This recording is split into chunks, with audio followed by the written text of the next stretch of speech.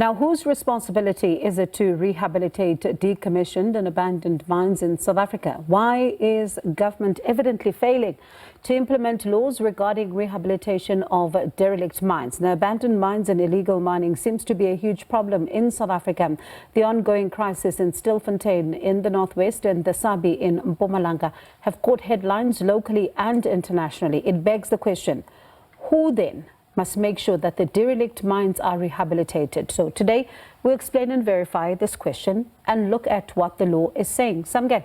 Well, when a company opens a mine, it is required by law to set money aside to ensure that when the mining stops, the mine can be decommissioned to appropriate environmental standards. However, in practice, this is simply not happening.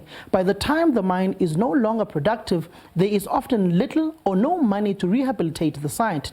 Many companies simply abandon them and move on. There seems to be a lack of urgency from the law enforcement agencies around the decommissioning and rehabilitation of these mines, Bongiwe. And that just brings about the question. You'd remember a few years ago when Mzwandile Masina was still the mayor of Ekurhuleni, around the Germiston area, there was a sinkhole that was opened in an abandoned mine and a child fell down that particular sinkhole. These are some of the instances where the livelihoods of South Africans and of the youth has been disrupted by mines simply failing to stick to the standards of rehabilitation when these particular mines are decommissioned. But let's look at what the legislation has to say, Bongiwe. The legislative framework and rehabilitation and its processes. Section 25A of the South African Constitution, right to any environment that is not harmful. Essentially, Section 25A of the South African Constitution says there is a right to an environment that is not harmful. Hence, this violates the rights of that particular child who fell down that sinkhole in Germiston during those years of Mzwandile Masina's era in Ekurhuleni as a mayor. I'm not saying it is his fault, but I'm essentially highlighting because he did go there to the accident scene. You go to Section 24B of the Constitution, government to ensure that the environment is protected. Government must ensure that these mines, once they are decommissioned, that they are closed up, and they must enforce the law on these particular companies. The Mineral and Petroleum Resources Development Act 28 of 2022, that essentially speaks to that particular act. National Environmental Management Act of 104, National Environmental Management Act 107 of 1998, NEMA, duty on every person who caused degradation. Let me repeat. National Environmental Management Act 107 of 1998, NEMA, duty on every person who caused degradation. Essentially means that government must take responsibility on the issuing out of the mining license. The mining houses themselves must take a responsibility, and also the entire value chain of that particular mine, Bongiwe, must take responsibility on what happens to these derelict mines that are not sufficiently closed. Hence, you see the increasing number of zamazamas within the country. You've seen the EFF MMC of safety within the municipality of Johannesburg. He was on a rampage trying to get out these zamazamas who were illegally mining in the city of Johannesburg. You go to the Northwest province, heavily prevalent as well. Hence, you see what is happening in Stilfontein. You go to Sabie now in Mpumalanga, where Premier Mandla Ndlovu was as well. You've got illegal mining within that area as well. Not to forget areas such as Groblersdal as well in Limpopo, where Beggersfort, where there is a number of illegal mining happening in Beggersfort. And one wonders, Samgel, I mean, when you look at the legislative framework, it's there, right? And to what extent would you say that government is implementing these laws? And one wonders then if they were effectively implementing these laws, would we have this crisis that we are seeing now when it comes to illegal mining? So is it a lack of political will, or are there challenges here? Well, Bongiwe, frankly speaking, the government has not yet fulfilled its duty to a reasonable degree. Legislation can only be effective if it is appropriately enforced. Legislation and law enforcers have failed in the obligations placed on them in Section 24 of the Constitution to protect the environment and to ensure a safe environment for South Africans, Bongiwe. So essentially, the Minister of Mineral Resources and Petroleum, Gwede Mantashe, He has refused on a number of occasions to go to these illegal where these illegal mining happens. You'd remember he was in the North West province. He refused to go to Stilfontein, saying that it is not a competency of the Department of Mineral Resources and Petroleum. It is a criminal activity. Those people who are underground, their client now becomes the Minister of Police, Senzo Mchunu, and ultimately the Minister of Correctional Services and Justice and Constitutional Development, that would be now Momlogo Kubai, to essentially have the might of the law take its course. Hence, you saw the Minister in the presidency, Kumbuzo Nchaveni, who essentially said, we will smoke them out, and that they will not get flowers for illegal mining, but the law must take its course. Many South Africans came to the fore and said that is a rather harsh language, particularly the Democratic Alliance Federal Executive Chairperson Helen Zille, who said that was rather strong language, but government must get these individuals out, and then the law must take its course. But the million-dollar question remains: must government use soft hands or heavy hands on those who are involved in criminality within the country? If you get them out and the law takes its course, already South Africa's prisons are overcrowded, and those people who are criminals would rather prefer to go to jail because they get a bed, they get meals, they get electricity, they get to live a better life than those who are living in squalor. Bongiwe. Samkele, what else would you say is contributing to this issue? Well, Bongiwe, there are several issues. Let's look at our next slide. Loopholes in legislative frameworks, Bongiwe. Section 28 of NEMA is retrospective only to 1999, and it has limited application, considering that mining industry existed longer before 1999.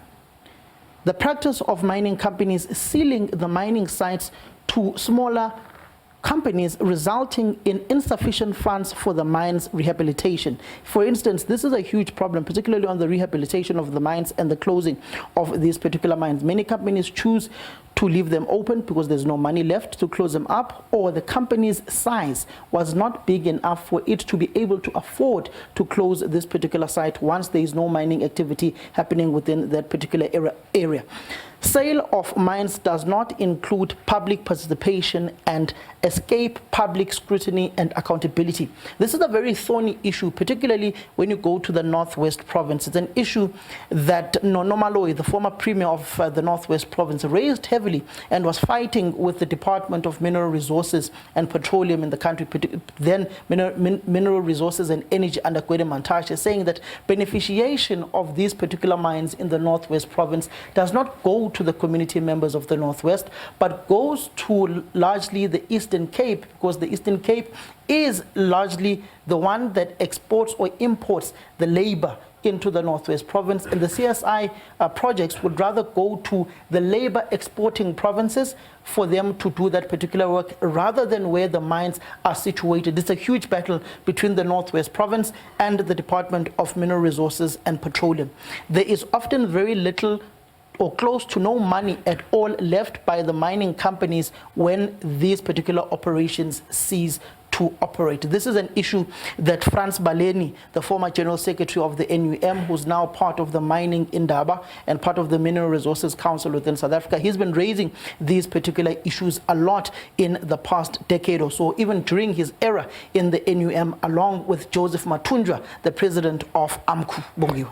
Let's take a look now, Samkele, because the legislation is there, but one wonders how many abandoned, mines do we have, and the rehabilitation, how many of them still needed, and what's the cost? Bongiwe, let's look at the statistics and what they have to say. Number of derelict mines and cost of rehabilitation by government. 6,000 derelict mines that require rehabilitation. This is a DMR report of 2019. Department of Mineral Resources and Energy back then. Over 2,300 mines identified as high risk.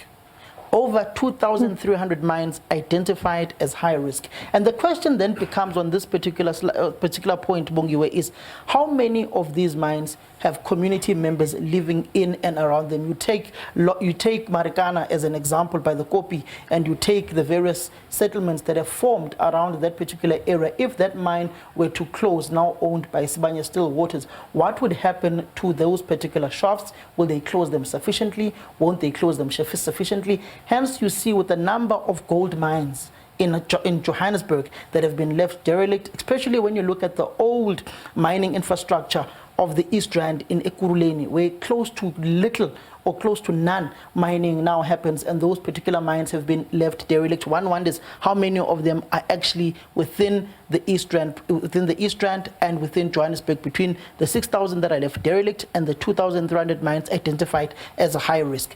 49 billion needed by government to rehabilitate all the abandoned mines, from 100 billion in 2007.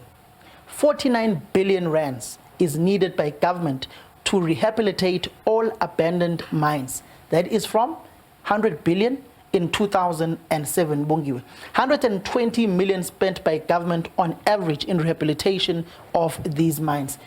Government has spent about 120 million in the rehabilitation of these particular mines. And when you look at how raw dust, gold, coal, magnesium, iron ore is all exported as raw materials from South Africa. There is no beneficiation of these particular minerals. There is no creation of a bigger value chain for economic growth in a country where you need to re-industrialize, and we're essentially exporting your jobs into the international markets and buying the finished products at a way higher price than you would usually buy them if you were to beneficiate them in your own country, Bongiwe.